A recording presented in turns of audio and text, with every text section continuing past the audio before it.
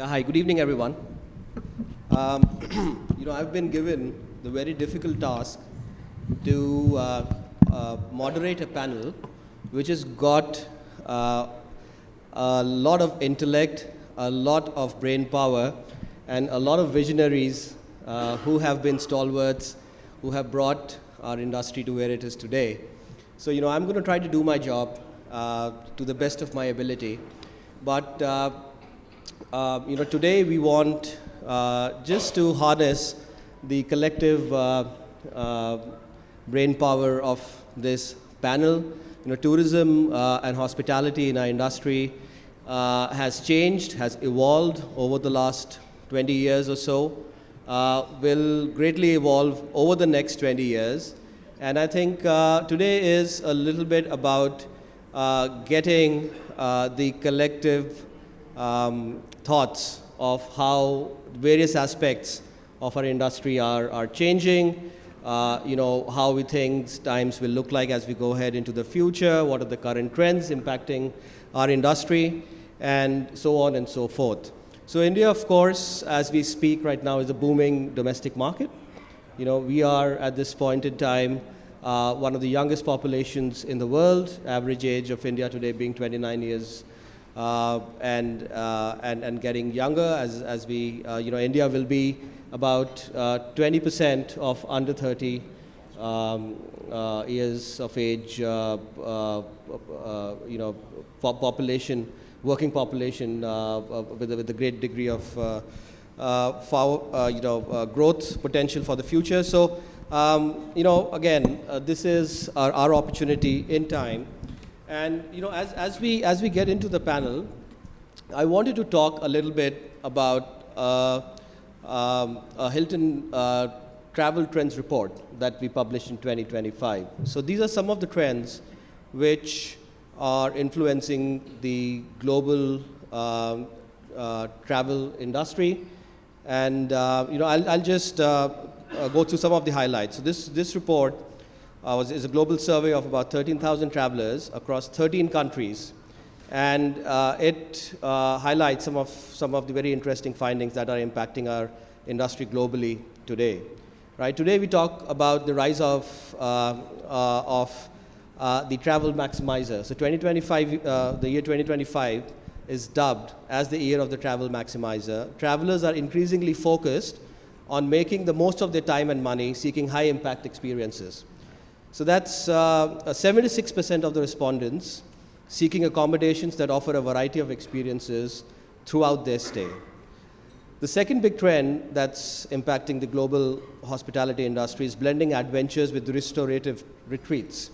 What that means is that there's a growing dichotomy where travelers want to be active, they want adventure-filled trips, which means getaways, and they also want restorative experiences like sleep tourism and wellness retreats.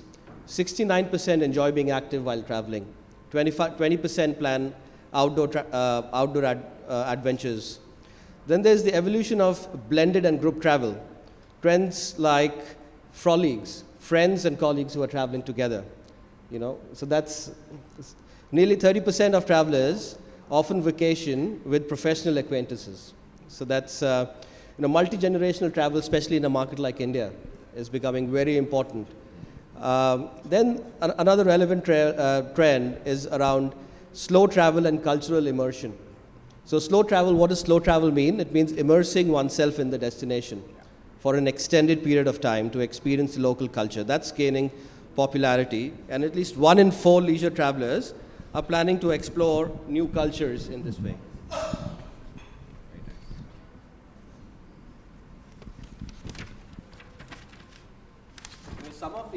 Some of the other trends, high-tech travel meets digital detox. And Deep, I know right after I finish my prelude, you want to put together a presentation and showcase to us, trends about technology and travel. So this is something which I guess we'll hear more from you.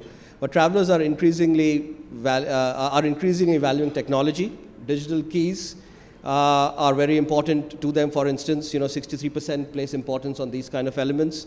There is a growing desire to disconnect from and 24% admitting to to more frequent digital detoxes during vacations. Food tourism and mindful drinking. There is a trend that's coming up. It is called sober curiosity, right? And it's called tempo drinking. So 1 in 4 travelers are reducing or stopping alcohol consumption while travel. There's a surge in sports and outdoor tourism. So again, and Gen Alpha and Gen Z influence travel decisions. And that's critical for a market like India, where 70% of the respondents with children said that their kids chose the destinations they want to travel to. So those are some of the interesting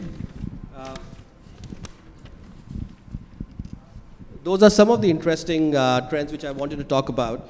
So before I get too much into it and I start asking everyone's views on the various topics we want to discuss, Deep, I would like to invite you to give us a presentation on travel trends and technology that you've prepared. So, why don't you open the house and then, we can invite the others to speak.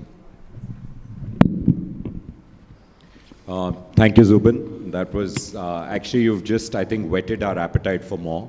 So I don't know if it's a public document or if you can share some of those. It seems like while you were looking at world travelers, I think few thousand of them, it could have been just India. And this is just so true of Indians, except the... In order to see this, should we... Sure. Yeah, I don't think we have another screen, so sure. I've been given 7 to 8 minutes by Navinji, and I have 7 to 8 slides, so I will do it in 7 to 8 minutes. Because I think we have a very big panel, and appreciate everyone making that. Yeah. So Zubin rightfully said that we are going digital. He wanted digital detox. Zubin, I'm going digital retox. So in these 7 to 8 minutes, I'm really going to talk about what we as MakeMyTrip have really seen on technology powering our sales, and going forward, what we think could be some of the trends. Obviously AI, and I'm going to try to demystify AI as much as I can in this short time. This is really quick. The whole purpose of putting this up is to tell you we do a whole bunch of stuff besides flights and hotels. But more interestingly now, only 30% of our revenues now come from flights, domestic flights. So everything else is really hotels, homestays, and then about 12 other things. That was the only purpose of putting this up.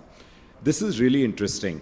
Here I'm talking about really technology being the only way to power scale, at least for us. I've been in travel in this industry for 25 years, and I still don't think I'm a travel industry person. I still think I'm a technology guy who happens to be in travel, and I love both. But just the 2 or 3 I want to call out here, which are worth looking at, is that 31 million room nights were booked last year on our platform. This is last year, financial year ending 24. The growth is about 25 to 30%. I can't say, we are listed, so I obviously can't say till the quarter's over. Every minute about 230 transactions are happening. And obviously this wouldn't be possible without technology. We have a lot of people, but still this is really tech that makes it happen. In terms of the numbers, the number I'm most proud and excited about over the last few years is to talk really about our operating profit number.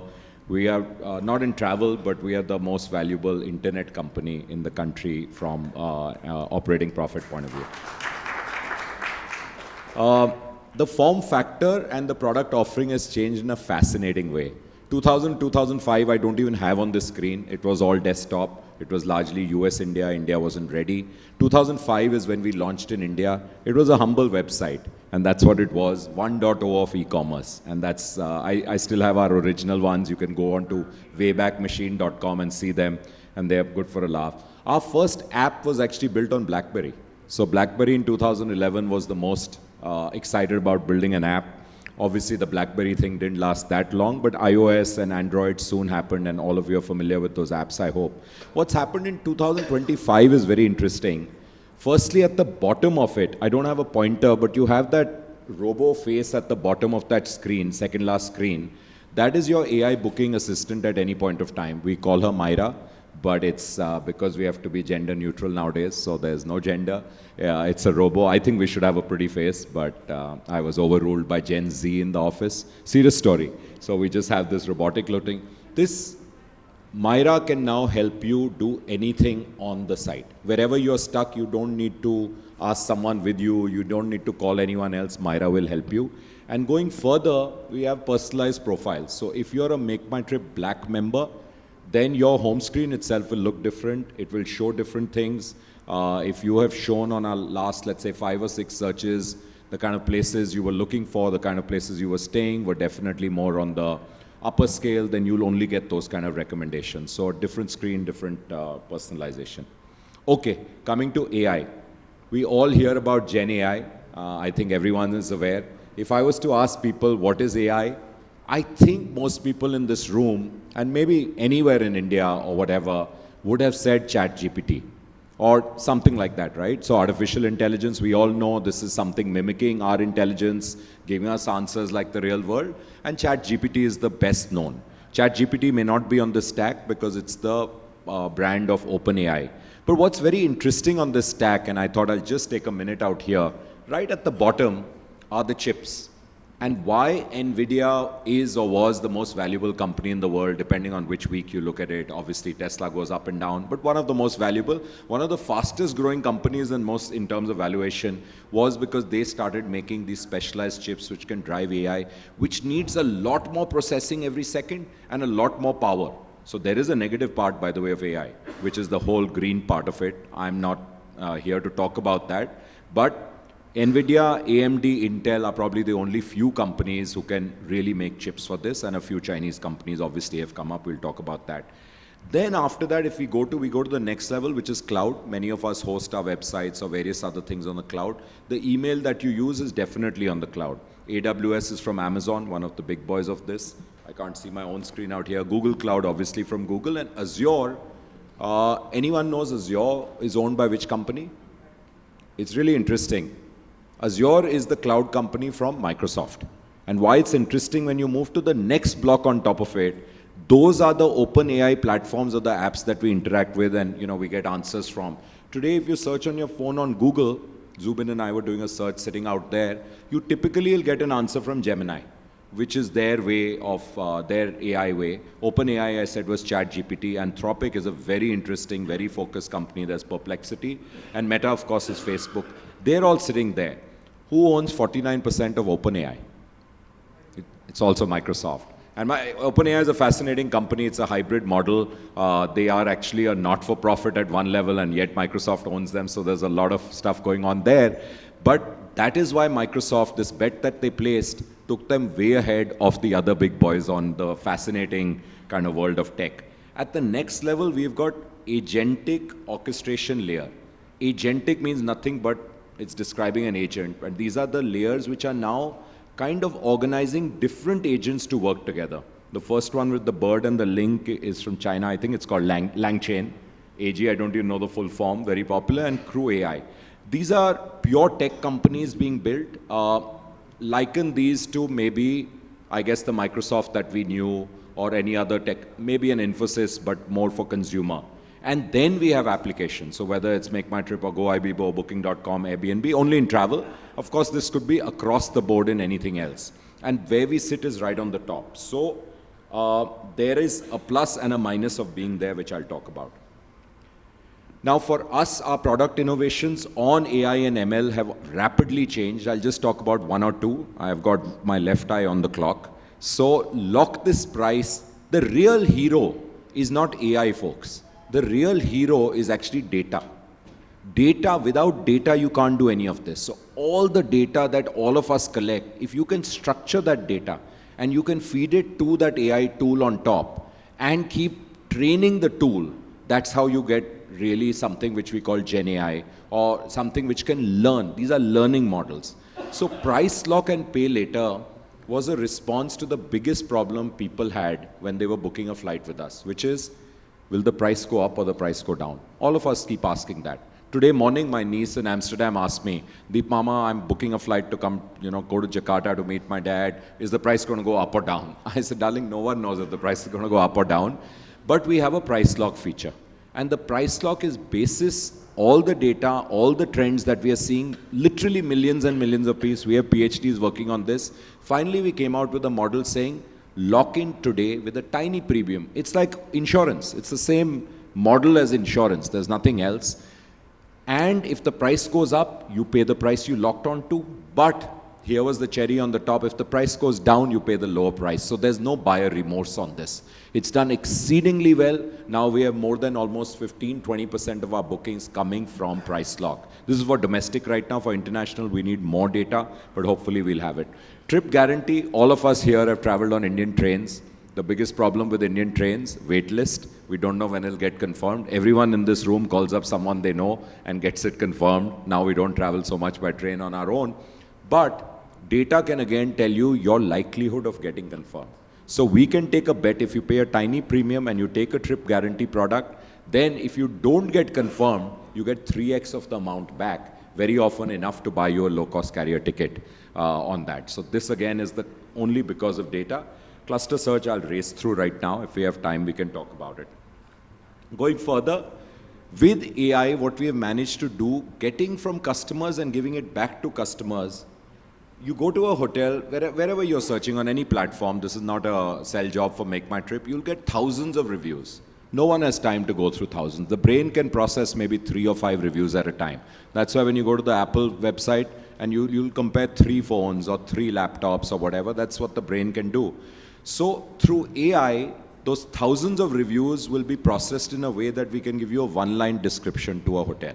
So whichever hotel you pick, any small hotel or any large hotel, you have a 1 or 2 line basis what the travelers are telling you. If you want to do more, you can click on and do more. On the right-hand side, you'll see dynamically on the fly, if you've changed the number of travelers for the same dates in Goa, first you were 1 person going, we were recommending for you something which I think was like some kind of party or something like that. The moment you change it to 3, dynamically you'll get options recommended to you which are made for a family or a group travel or frolics, as we just learned. What a term. By the way, we do a lot of frolic travel. Friends who are colleagues or colleagues who are friends. Okay, last slide. So where is Gen AI headed? This could go on for 30 minutes, this slide. We will do it in 1 minute. Basically, search has been replaced entirely by conversations now, which is the very natural way of searching. You'd want to ask a question. The question we wanted to ask right now, I asked Priya, I didn't know Priya is better than Gen AI. She told me without me searching, but Zubin and I needed to search. That is, Diya Kumari married into the royal family or is she from the royal family? And Priya had the answer. Natural thing in your mind, at least in my mind, and we both searched it, we got the answer, like a conversation. That's what's happening. Models are becoming commoditized. So everyone now has the model available for them. You can use the model in a company. You don't have to invest anything, but you have to be much smarter in the application of that. What you will do with the model, how you will differentiate yourself is the key. Even today when we advise our kids or our grandkids or whatever, where do you want to do, what do you want to study, what are the skills you want to pick up? When I grew up, I could tell you the biggest skill we had to pick up besides everything else, mental math was one, the second was rote. So if you couldn't ratify, you wouldn't do well, and if you didn't have good mental math and then decent English and all, you do well. Today, rote is gone. Wherever you're studying, rote is not important. What's important is, how can you cull the data? What do you do? There is actually too much data. It's like drinking from a fire hydrant. What do you do with the data? And that is what I think with AI is also happening. Perhaps chatbots are going to get replaced, are going to replace apps altogether. I see the future on the phone not being the kind of thing you see today for travel booking apps. I actually just see a microphone in the middle of a blank screen. And you won't even press it. The moment you'll speak, it'll recognize, like Siri, recognize your voice, and you'll say what you want in Hindi, in English, in any language. Today on our platform, you already can book in Hindi or English speaking. So Gen AI is actually perfectly built for vernacular searches. And that's the fascinating part of it. We are preparing, doing a bunch of stuff. My time is up, so I will stop here, but very happy to chat. It's a topic very close to my heart. Very happy to chat about this. Yes, 25 years, but we think the best is yet to come, truly. You know, so while I'm at Hilton right now, you know, I used to be part of a lovely company, Radisson Hotels, before this, and had a huge footprint across the country. And you know, which exposes you to a lot of traveler trends, consumer trends, guest preferences, and even at Hilton, this huge, one of the largest hotel companies in the world, obviously exposed to a lot of customer preferences. I like to believe that all hotel companies are also big data companies, and just the power of that data, is the difference between success and failure so many times. So. Yeah. So thank you, Deep. That's a lovely start to the conversation. So Priya, I want to ask my first question to you. And I would like to continue this. Today, what we are trying to achieve on this panel is to perhaps talk through various different aspects of our industry, of the various influences that we have. So we spoke about technology. We will speak about lifestyle and trends. We will talk about a little bit about regulatory issues. We'll talk about sustainability, and we'll talk about some global insights with Prasoon around how he thinks about India. So Priya, I want to ask you a question. You took the leadership of Apeejay Surrendra at a very Park Hotels at a very young age, transforming a small group of hotels into a leading national chain. What were the biggest challenges you faced during the early years? And more importantly, in continuation with what Deep spoke about, how have you seen the trends change over the years, in your space? So over to you. Okay, thank you. That's completely different to what we were told to talk about. But really go back to history. So yeah, I was a very young person. I was only 22. Younger than me. 22 when I joined the business, and 23 and a half or 24 when I did take over the business. And at that time, there were just 3 properties, which were Delhi, Calcutta, Visakhapatnam. And all, it was a family business, and we had developed those businesses as part of a kind of a real estate play. And I was not a hotelier, which was actually a positive. And then, so, once I settled in a bit, and I was trained a bit with my father, and then he passed away.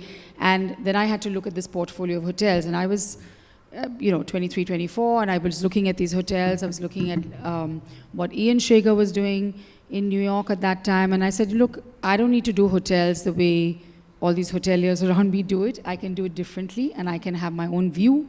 I can have my own viewpoint, the way I want to see it, and that's what I started doing and experimenting. And I was, we actually built this out very early. So in 1994 is when kind of our vision and mission statement, which we formulated, was leadership through differentiation. And it was very clear that we wanted to be a collection of luxury boutique hotels. And I have to say that vision and mission statement, I think we've changed one word in 20 years. So the company believes it, it's part of it, I think. And I think what I was very clear from the mid-90s and at that time I had only this canvas of 3 hotels. So I said I wanted to make them differentiated, I wanted to make them fun and interesting to go to, and I didn't want to have a boring kind of hotel. So what I did was really use art, design, music, fashion, food, to kind of make these 3 hotels like buzzy, fun hotels in each of the cities they were. We were also at the right time. In the 90s was when the liberalization had happened, and suddenly people had money to spend. And the economic prospects of India were like, it was fantastic. So people had another space to go to. And we created the food part, the fun part, and really drove this whole idea of boutique hotels. And I think that's something, now you call them lifestyle hotels. There's so many other groups that have got into that space, whether Indian groups or international, who are doing lifestyle hotels at all price levels. So when we started building these out, we then moved on to the tier 2 and tier 3 cities, because in the mid 2000s, we also saw the growth in the tier 2 and tier 3 cities, knew that this is where it was headed in the smaller cities. They knew that I knew that we couldn't put a big park hotel, which was by then about 200, 250 rooms, in those smaller destinations and locations. So we created this brand, Zone by the Park. We now have about 24 of those that are open, and a way forward.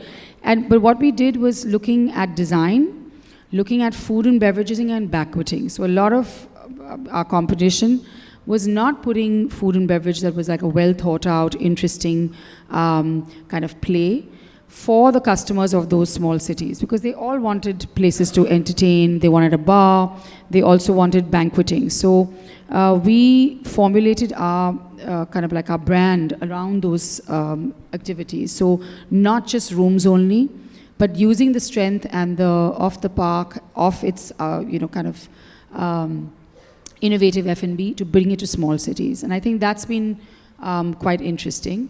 And I think along the way, what has happened, the whole world has changed. And you talked about the consumers being below 30. That's where it's all changing. And it's what do they want? How are they traveling? I think that's what's coming into age now in India. I mean, I have to say that when I did it in the 90s, people say, oh my God, your hotel is a little different, it's a little thing. I said, but it's not, my hotel is not for everybody. And I think that was also part of maybe the foolishness of youth and or whatever else, that just saying, okay, fine, I'm going to do what I want to do and have my own view of how I want my hotels to be. And I still do that. I have battles in the team. I don't know if that's where time limit I'm on. I don't know. No, I think we have... I have a few more questions for you, okay. Because this is quite an interesting conversation. So tell us now, with the way the demographics in our country are changing, and does the definition of lifestyle and luxury boutique and the customer preferences still remain the same? I mean, you think you will go through a massive reinvention over the next 5 to 10 years, because just the way the demographics are changing? See, I don't think 70-year-olds can't have fun, just as a 7-year-old can. So I think, and you touched about some of those things in your opening remarks about the travel trends that you've seen and what customers want. And it's really about the experience economy now. So whether you call it lifestyle hotels or people are going, as you said, for adventure as well as relaxing. I was just telling Deep, I'm going to Costa Rica next week, and it's both. It's an adventure experience, and it's hospitality, it's relaxation. I don't know if I'll do the digital detox so much, but you switch off when you're in those type of places. Obviously, if you're trekking, you can't do that, but you have to catch up with your messages when you come back to your room, and that's part of anybody's business life now. We are also blending so many things and so many experiences as we go along, right? So I don't think that changes. I think that because the customers are becoming younger, all of us have to be more open to how consumer trends are changing, and it's a big demographic. But in India, you will have an aging population that's very large, and you'll have the youth also that's quite large. So I don't think, some of your trends may be more international, but India is a little peculiar always. And so you have, groups of solo women going, older people who are traveling in groups without their children. I think that's what happens, or maybe living in assisted living, but yet want to go for a holiday. So I think, and with 1.4 billion people, there are so many different types of travel and different types of hotels and different types of accommodation that we have to look at, whether it's an Airbnb or villa stays. You never saw that 20 years ago, the way all those segments have taken forth. Yeah, no, clearly. So last question for you before we move on. Do you see customer preferences being different from tier 1 markets and the bigger cities as you move into the other parts of the country? Do you see a fundamental shift or a change or a gap emerging there? Well, there's a lot of money in tier 2 and tier 3, so it'll surprise you as to how much the spending power is, and also the hunger to spend, because there's very little available. And if you see all the brands that are going into, whether it's in even the QSR and higher, that are going into all the tier 2 and tier 3 cities, people are going out and they're having very sophisticated food and beverage in standalone places. So I see that changing a lot. So just as we see competition in the big cities from that, but I see that coming in tier 2 and tier 3 a lot. So I think it's a fairly sophisticated customer. They're also traveling. I mean, Deep will give you data on all the small town people who are traveling abroad. It's massive. And so they're going for their trips, they're saving up, they're going to wherever where there's less visa issues, whatever they're doing, but they're learning, seeing, just as I think we saw in the mid-90s in the big cities. And how do those trends affect F&B? Do you Well, we all have to be very innovative, competitive, pricing, but still people come to hotels, I think, for especially 5-star and deluxe luxury hotels, for the complete experience, for the service. So whereas on an everyday basis, I want to maybe experiment. But the standalone restaurants and bars are doing an outstanding job. I think there's space for both. Great. So Mr. Kachru will come to you as my next. We'll change track a little bit. I want to ask you questions along two tracks. One is on Radisson Hotel Group, and the company has grown over the years, and you've grown it through the length and breadth of the country. So my first question is, what are the strategic factors over the years that you think have been very important for the growth, and how do you see them changing as we go ahead? Your thoughts on this, please. Thanks, Zubin. You have been a part of it, and proudly so. Yes. I'm actually lucky. I have two of my ex-colleagues on the panel today, so we have worked together. You know how we started. Naveen, a little while back, mentioned we started in late 90s. We opened our first hotel in Delhi, and it's funny, but the perception those days was that when international chains come, they need only big boxes. They should deal only with big boxes. So that was the mandate given to me. And Delhi, Calcutta, Mumbai, Bangalore, these were the only places where we could. So we were, I would say, good luck, great combination of people. We started with one, but we thought the opportunities available will be limited. I'm talking about 30 years back, 28 years back now. We felt that we need to be doing something very different. Market dynamics are changing, and we divided. I'll give you an example of NCR, and I've said this many times. When we realized that we are not going to get big boxes of 300 rooms to 500 rooms, we divided the entire NCR in different zones, different districts. We said how the market is changing, each zone will have its own pull factor. And today, I'm really proud to say, and thanks to people like you and the team, some of the team members are here, we have 25 operating hotels in Delhi only, just NCR. So it was very early for us to realize that, big towns, and particularly for international brands, they didn't have a great experience in India. They came 60, 70 years back, but for some reasons, they just couldn't make much headway. So they're not investing, and we felt if we have to go management and franchising route, we need to do something different. So the team, actually, it's not my idea, it was the team. At that time, we just had 2 or 3 people to start with in the country. And we said, let's try what is emerging and what is the market which would be there after 20 years. We didn't want to take a short-term view that we must produce in the next 2 years or 3 years X number of hotels. So what we did is we looked at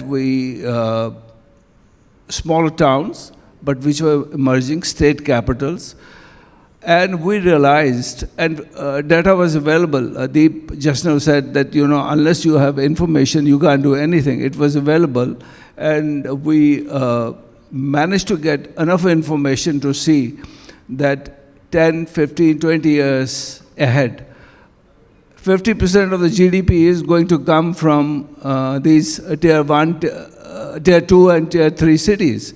So that's the area how we fanned ourselves out. We have 70 locations now. And the reason is we focused, and 50% of our own portfolio is in tier 2 and tier 3, and now even tier 4 cities. So you have to change yourself with what the market wants, not otherwise. Yeah, right. And so when you say that over the last 5 years, there's almost 75 new markets that have opened in the country. So I think the new cities, new towns, and then your team pulls up a lot of data, and you're amazed to see where the bookings are happening. They are going into locations, many cities which probably are we've never heard or never been to before. So India as a destination is emerging. But Zubin, I'm a bit concerned on what was happening 20 years back and what's happening now. We need to change ourselves. Our industry needs to change. We need to take steps what would work for us. In one of the earlier sessions, some of the panelists were talking about last mile connectivity, talking about 50 new destinations, talking about Delhi, why Delhi is not something like London or New York. The problem is, unless we structure ourselves and plan, now 50 cities have been declared by Government of India, but unless we look at it as a greenfield project and develop in every aspect, it would remain a dream. So the infrastructure, last mile connectivity, and what needs to be done, if it could be done with AeroCity, I mean, great compliments to them, and how certain areas of Gurgaon have come up. People thought about it. So let's not do things piecemeal. So we have to align ourselves to what the market wants from that point of view.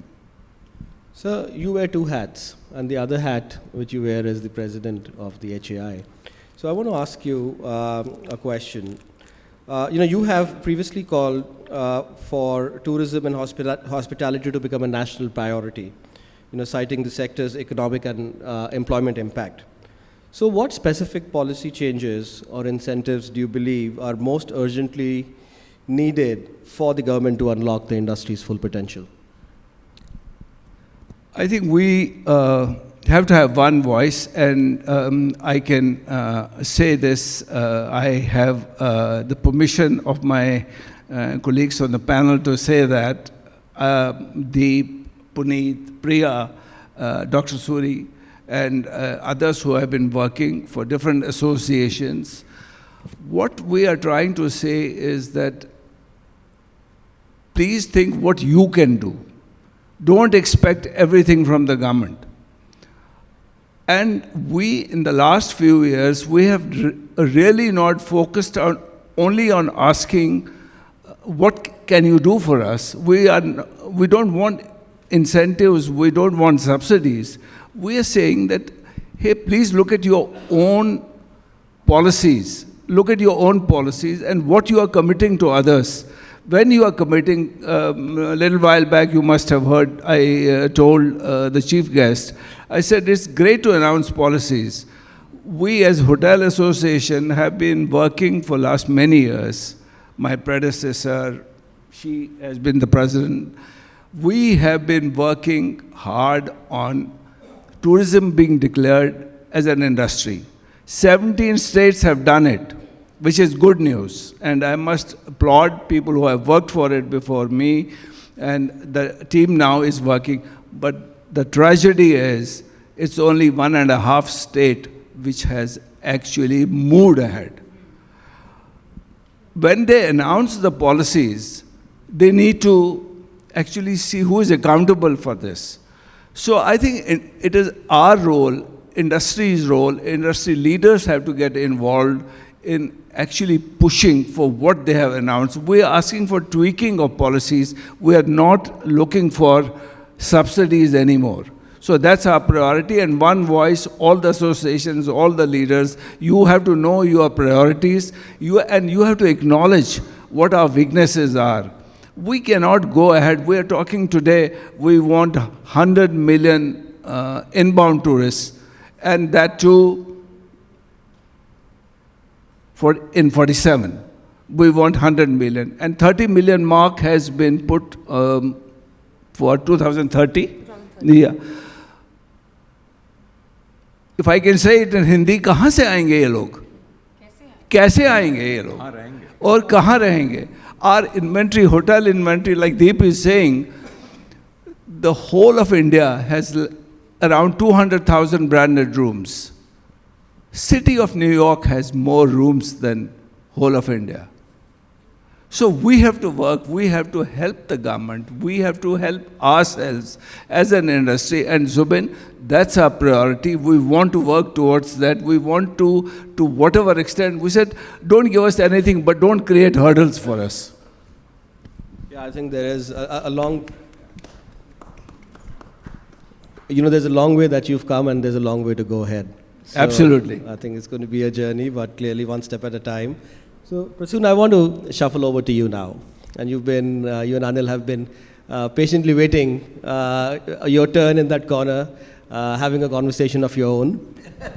So, but, I would like to invite your views. You've seen clearly what the Indian stalwarts are saying here. You yourself are rooted here from India, and now you're settled abroad, of course, with big plans for India. So why don't you tell us a little bit about your plans? And secondly, what do you see from your prism is happening here, and how India is going to change and what needs to be changed?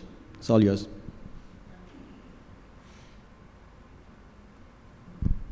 You see, first of all, I must begin by saying, let's go to Kashmir. That's the most important message I want to send today. We are not going to be covered by 10 Pakistani ISI guys and some terrorists. Let's all plan a holiday this summer to Kashmir. That is the message which I want to give it to anybody, anywhere, any city I go. So, that's probably I wanted to say in the beginning. As far as, I do not know I can say some global perspective besides hotel industry, because, I was very, Mr. Kachru is a kind of a person which reminds me of another very famous person. Priya knows him also, him very well too. His name is Avik Sarkar. You go to anywhere, meet any journalist, any editor of any newspaper, and they said, I have worked under Avik Sarkar. So Mr. Kachru is one of those. We have all worked under Mr. Kachru. We are blessed to have that. So that is kind of beginning, and I don't have much to say about hotel industry. I was in the hotel industry at one point of time. We own the franchise of TGI Friday, but that's not what I do. We are the largest hydrocarbon private trader of Southeast Asia. We own currently with Salim Group of Indonesia the largest coal concession of Asia called Ithaka and Bhumi. So I do not do, in India we are developing, in Calcutta, obviously I come from Calcutta, so we are doing data center, we have business centers, we own some large, or maybe some real estate projects, but we are also doing a logistic park in Uttar Pradesh, in Assam, Gujarat, we have been always there. We are recently, moved to also to Telangana. So I think India is growing in a big way. What I could say is that I could give some practical example.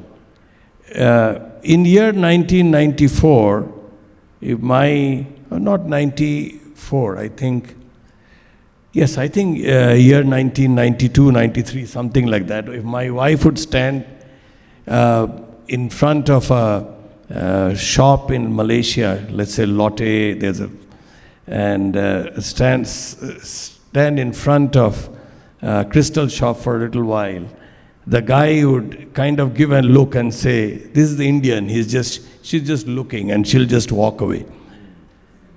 And today, if the same my wife goes to Harrods, into the Van Cleef stop, and she looks at it from outside, the lady from outside will come outside and say, "Ma'am, can you come inside and have a look properly?"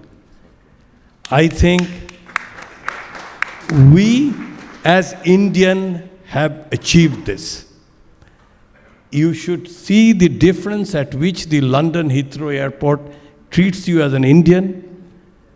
In year 9, Mr. Kachru had sent me to United States for the first time in my life. You should have seen when I came to London Airport, they were reading my passport like Bible. You know, कहाँ से आ गया ये bus? Number 300 bus driver. You know, इसको जाने आने दे नहीं दे. Today, you have all these priority lanes and nobody asks you questions. They address you as sir and they let you go. We Indians have achieved it. We have made it. Now coming back to, where I will end, I'll not take much of time, but because as I said, I could not speak as well on tourism as all of you could. I mean, I wish I could be as, I grew up seeing Park Hotel. It was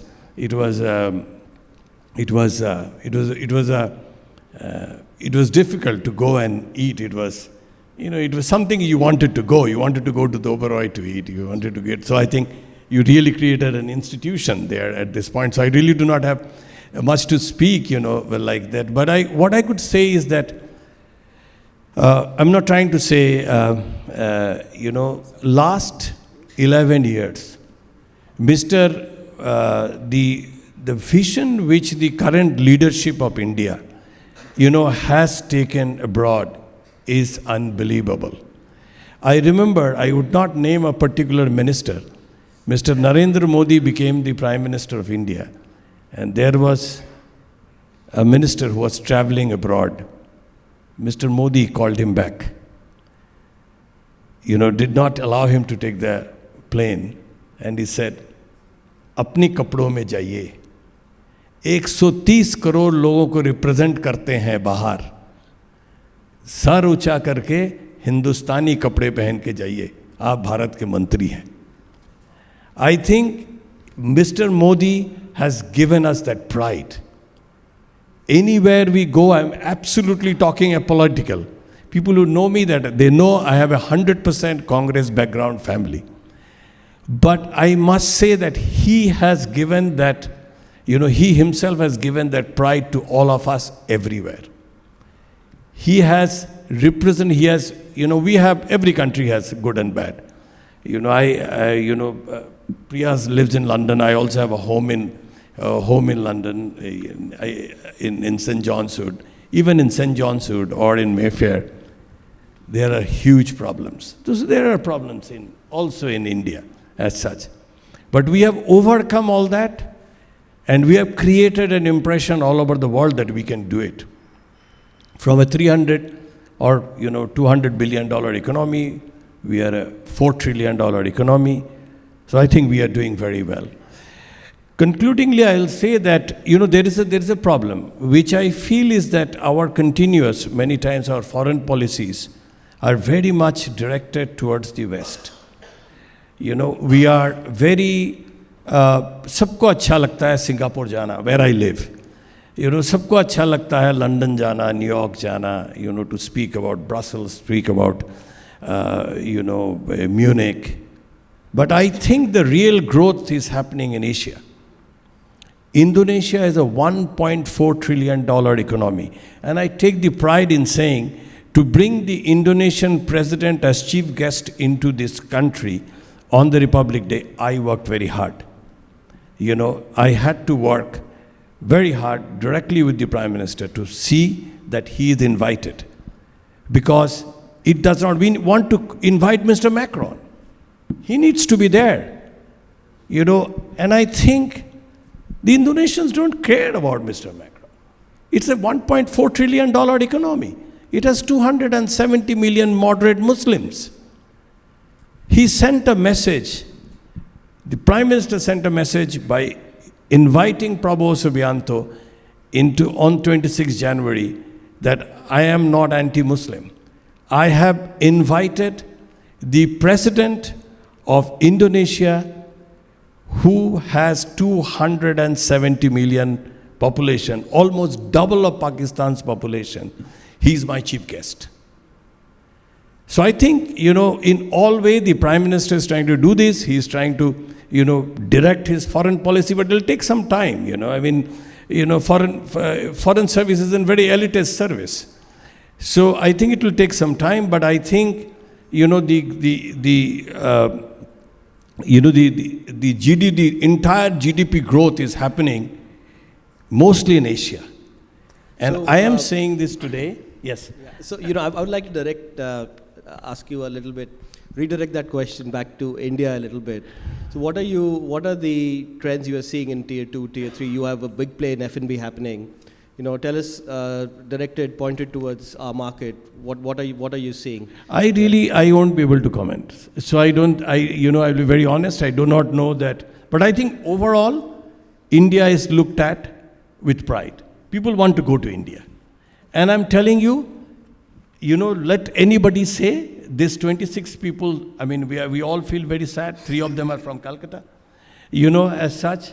But this is not going to deter the tourism. I think what I feel is that we need to have more rooms. We need to have infrastructure. People need to reach to the places. As such, that is what is probably happening. And I think, the government is doing. It's a big country as such. And I think the road infrastructure is coming up. There is a state road services every state has. Doesn't matter whether it is a Congress ruled state or a Trinamool Congress ruled state or a BJP ruled state. They also have state services. So I think that is what is, I think is going to, I feel that nobody can stop the growth of India. Thank you. Thank you for your comments. Well said. Thank you. Anil, we'll move to you now. I had 2 questions. One is around the growth path that you're undertaking, and how are you planning to pursue innovation and agility and differentiated guest experiences? So that's the first part to my question. The second part of my question is around responsible luxury, a thing that ITC is so well known for. So tell us a little bit about both of these aspects of your business. Thanks, Zubin. I'll probably join both the answers together. Now, as you said, I'm the last guy on the panel to answer this question. So sustainability obviously is not on the agenda of on top priority, right? But let me try and address this by talking a little bit about responsible luxury. I think it was early 2000 when we were trying to reposition the organization, and whether we go slow. No, just keep Little away. Sorry. Okay. So we are looking at a positioning, of our luxury hotels, whether we go the luxury route or we go the green route. The green route was obviously a little misunderstood, and people thought that we're not going to give them towels, or we'll not give them bed sheets, and we'll not give them enough water to drink, or there will be not enough water and things like that. And I think then this thing came about that the positioning has to be responsible luxury. So sustainability and luxury can go hand in hand. When we opened our hotel in Bangalore called ITC Gardenia, which was really a tribute to the Garden City, this was really our first hotel which did not have an air-conditioned lobby. So we consumed 25% less electricity than any other city hotel. This was one hotel where we did everything we had to do, a war on waste. We had to do everything on our plant and machinery, and we went in for a LEED Platinum rating by the US Green Building Council, which is the highest rating available in the world at that point in time. And thereafter we thought that all our hotels should be LEED Platinum rated, and that's how the entire positioning and entire philosophy of luxury became with responsibility. And today we're very proud to say that all our own hotels are LEED Platinum rated. 12 of our hotels are LEED water, LEED carbon, and LEED zero carbon. 8 of our hotels are LEED zero water. the US Green Building Council for the first time awarded us, actually the first hotel company in the world for a US company to award for sustainability excellence. That was a great honor that we got. So I think it's the whole DNA which came down from our parent company, ITC, which always believed in triple bottom line philosophy. And sustainability became a core. And the entire positioning of our luxury hotels then became with responsibility. And not just towards creating those great assets, making sure that every employee of ours understands that. Because sustainability was a word which even we couldn't understand in those days. But today it's certainly become a necessity. Every article that you read today tells you about the young generation. You spoke about some numbers of the youth, what is changing around them. I think there's a last study by Bain & Company which said that 65% more travelers today know more about sustainability than they ever were. India, Brazil and China, they say that they have 15% people who are ready to pay more towards sustainable products or services, and which probably is being witnessed today. If you ask me that, is somebody going to pay you 1,000 rupees extra because you are staying in a sustainable hotel? Not at this point in time, but it's getting there. Every corporate is today asking you, every RFP that we all sign, they ask you about your carbon emissions, they ask you about your sustainable initiatives. So it's all getting there, you know. So, and that's important for us to all realize, because we all have a responsibility towards the natural resources. We owe this to the Mother Earth. You know, what you leave behind tomorrow is very important. So all work on that respect. The growth agenda certainly started by building our own assets. And I think we were a late entrant in the hospitality space. We only came in 1975. By the time the two established players were very well established in the country. But I think ITC made some great assets.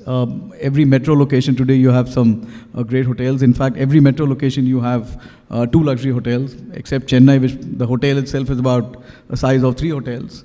So that worked extremely well for us. We went on, started looking at management contracts, and we opened this brand called The Fortune. It's done rather well.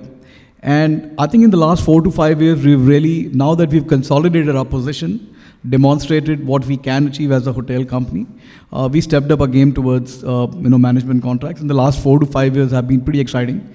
We've opened about 29 hotels in the last 24 months. The pipeline is very strong. We launched 2 new brands. You were talking about trends, and that's what we saw. I think we were leaving loose change on the table when people came to you, say, manage smaller hotels, and we didn't have a brand.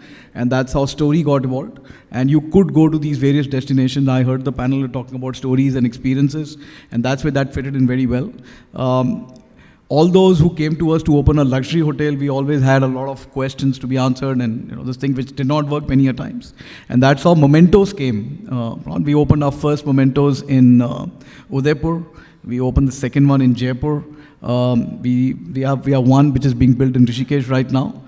We've recently signed one more, which I'll probably announce in another week's time. So it's getting stronger on that front as well.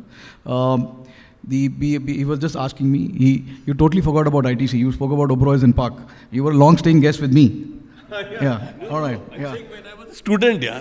All right. Okay. So he was a long-staying guest with me. That's how we go back many years. All right. First time I started staying in a hotel in